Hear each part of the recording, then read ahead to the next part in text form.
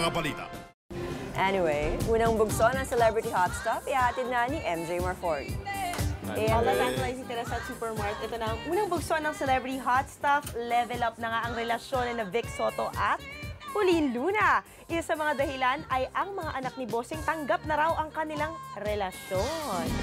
Masayang ibinalita ni Pauline na wala na raw masamang tinapay sina Oyo at Danica Soto sa kanya, lalo na sa pag-iibigan nila ni Vic. Sa katunayan ay madalas silang mag-bonding kapag libre ang kanilang oras.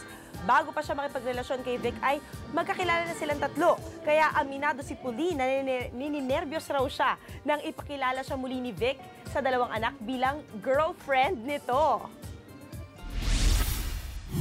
It's not something na I think dapat din naman ikailang ko or nila kasi magkakakilala na talaga kami even before. Samantala, nabastos ang ilang netizen sa mga binitiwang joke ni Vice Ganda sa kanyang recent concert sa Smart Araneta Coliseum.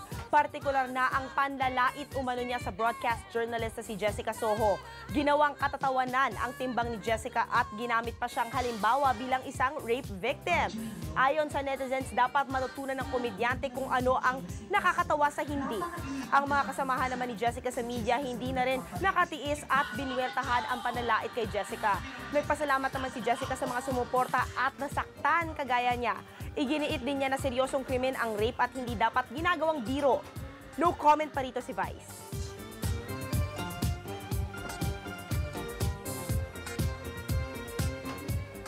Anong masasabi niyo dyan, Supermart at Tantalizing Teresa?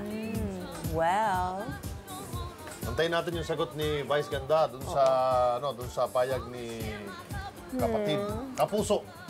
Yes. Jessica Soho. Actually, meron may #1 trending topic siya hours ago na respect Vice Ganda. Ang sumasagot para sa kanya ay ang kanyang mga fans club at nung fans club ng noontime show niya na iginigiit nila na biro lang naman daw yon. Pero syempre, well, nasa tao yung kung ano yung biro na tatanggapin nila. So I think the audience will be the true judge kung, di ba, hanggat tinatangkilik ka naman ng tao, makikita natin kung gaano ka sensible ang mga Pinoy. At kung hanggang saan ka pwede magbiro, lalo na kung isa kang influential na personality.